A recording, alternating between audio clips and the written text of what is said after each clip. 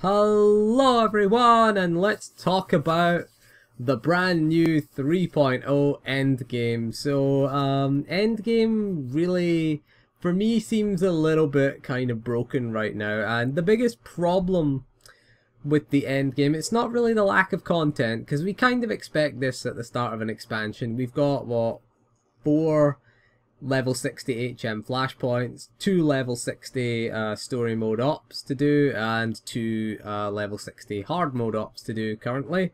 And we've got the tacticals as well, the level 56 to 60 tacticals, Blood Hunt and Battle of Rishi. So let's talk about what is wrong with the, particularly the HM flashpoints right now, because the HM flashpoints, there's just no point in doing them right now, and that's the big problem. Now the problem is not the difficulty. I don't have a huge issue with the difficulty. Yes, they are a lot harder than what we're used to. Yes, we're having to do things like CC, we're having to use things like movement purges. Movement purges are a huge thing right now. Again, a lot of people seem to be expecting the healer to cleanse movement impairing effects, especially marauders. I don't know if a lot of marauders know this, but you have the best utilities for movement purges. You can purge your own movement speed with forced camouflage. There's a utility for that. You can also use predication to purge the entire group of movement impairing effects. So again, some people not getting that. Again, it's pretty crucial for level 60 HMs. There are certain bosses that we're going to have movement purges in, like the first boss on the Legacy of the Rakata flashpoint. I've mentioned this before, but again, that first boss, the Rancor and the War Chief. The War Chief does stun you, he does root you, and then you get there's a little bit of fire that comes around you, so you have to break out of that root or be cleansed. Now the problem with cleansing from a healer perspective is that the cooldown is fairly long. It has been doubled. It used to be 4 seconds, it's now 8 seconds, so we can only cleanse half as often as we could, so we're not really that cleanse machine that we were before. And bear in mind that all classes do have a movement purge right now. So again, use it. It's a utility skill, but it is a utility skill that is necessary for HM flashpoints. So we'll get back to the main topic of the video, and that is that the level 60 HMs, I don't have a problem with the difficulty. That's what I gotta say. I enjoy it actually. I quite like the challenge. They are quite fun to heal. They are quite challenging to heal. They are pretty good. Some of them get easier through time if you get the tactics right. But doing them first time, the footage you're looking at is a first time run of Assault on... No, it's Korriban Incursion, I think it is, which was laggy as hell. Really laggy. I don't know if they've fixed that lag since, 'cause I haven't really had a chance to play it since. But the big problem with the HM flashpoints is the rewards that we get. We get basic comms for killing the bosses, and that sucks, because in 2.0 we got elite comms. The level 55 HMs dropped elite comms, and they still do. You know, you're actually better off commendation wise to go and do level 55 flashpoints. In fact, you get 16 elite comms for queuing Group Finder if you queue for a random flashpoint, which is not a lot, to be honest with you. By comparison, we can do tactical flashpoints. If we queue for a random tactical, we get 10 elite comms. It's not too bad, and we can also get elite comms from Oricon and the Zerka CZ198 weekly as well. Drops as elite comms. There are also elite comms from the weekly Revan quest, where you go and kill Revan again on Yavin 4, and the Yavin 4 do all the dailies, that weekly quest, the one that tells you to do all the daily quests. That weekly quest drops elites, as well as the walking on hallowed ground quests, which is the defeat the Revanite Walker quest, which is kind of bugged right now. I don't know if it's if they fixed it, to be honest with you. I did that once before. I have footage of it, and it's just such a mess right now. It's such a mess. The only effective strategy is just to zerg it, just to die, return to the med center and run back in. That's the only real effective tactic we found to do that, because it is too laggy to do tactics. There's so much lag. You're getting caught in circles. You're trying to heal the tank and then the tank's dead because there's so much ability delay that the tank's dead before you can even press any of your heals. You press your underworld medicine or your colto pack and you think, right, that didn't heal the tank, it healed me. And then, oh, the tank's dead. So it's like, ah, damn it. You know, it was too laggy to keep up with right now. So that's kind of a no-go in terms of gearing right now. But Yavin is more profitable for elite comms than doing HM flashpoints, which I think is kind of broken, if you ask me. I think that is a really kind of broken. We want group content to be the kind of be-all and end-all. There is more of a tendency in this expansion towards solo content, which is fine, you know, I don't mind that, but again, the group content is rewarding us less comms than the, you know, than the group content less comms than the solo content, because why would you bother doing the flashpoints? Yeah, you can do the flashpoints daily instead of weekly. There is a weekly for the flashpoints, but it's pretty broken right now. It won't update. I've tried it. I tried abandoning it and tried picking it up again, and it still won't update.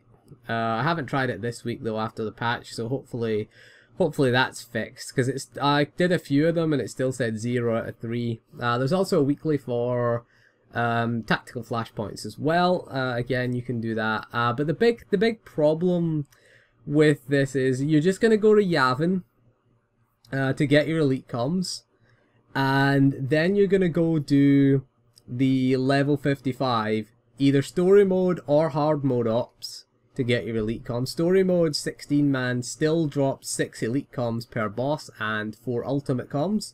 So again, it's much more profitable in terms of our commendation reward to do older content than newer content. And again, this is reflected in the group finder. I mean, I waited half an hour in the group finder queue as a healer. DPS are waiting over an hour. I think tanks, it's still pretty much instant.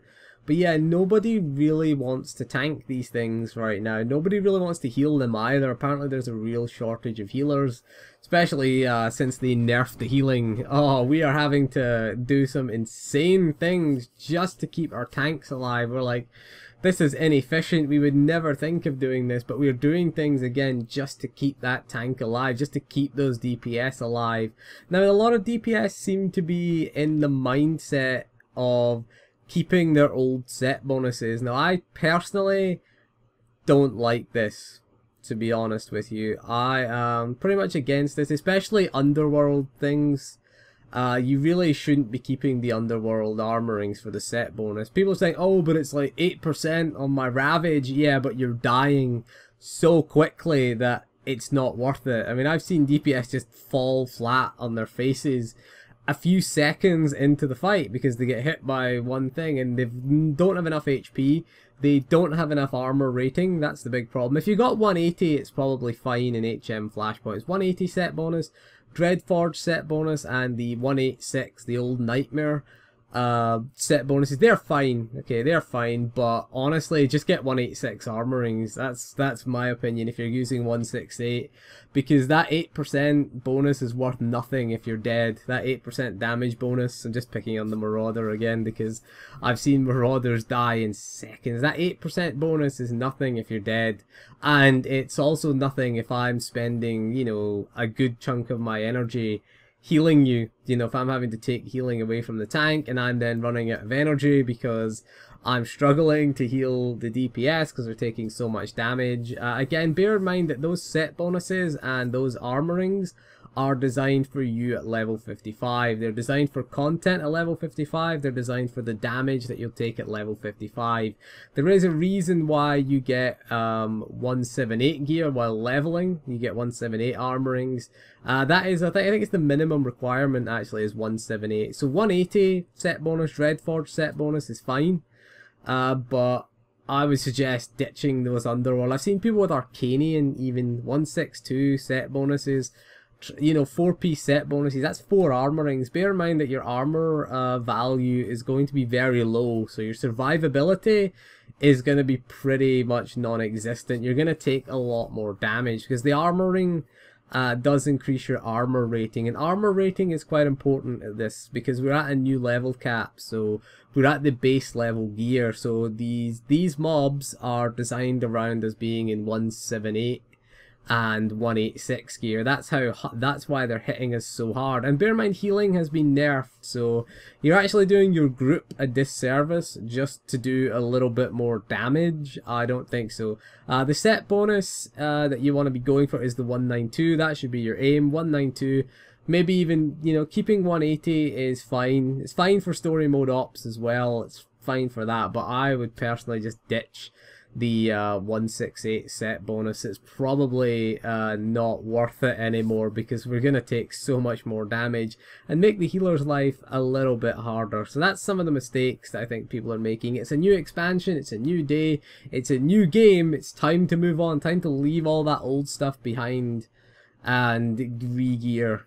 Because basic comms are easy to get, so it's easy to get a full set of 186. The other complaint you hear is that the stats aren't optimized, but it's easy to optimize the stats. Just find the stats that you want and, you know, just buy the thing that has the stats you want in it. I mean, I had 2000 basic comms when I hit level 60, and I spent I spent about 1400 maybe. And don't forget, if you complete the Forged Alliances quest line, you get I think it's what, 4 stacks of 99 basic comms. So that's pretty it's a hell of a lot of basic comms that you're getting, and they're easy to earn. You know, places like Yavin offer you plenty. You know, you can go back and do the old dailies. You can even solo the old heroic quests for basic comms if you want to. So basic comms have no weekly limit. They have a 1000 cap, and they're very easy to earn. So you can easily optimize your 186 gear.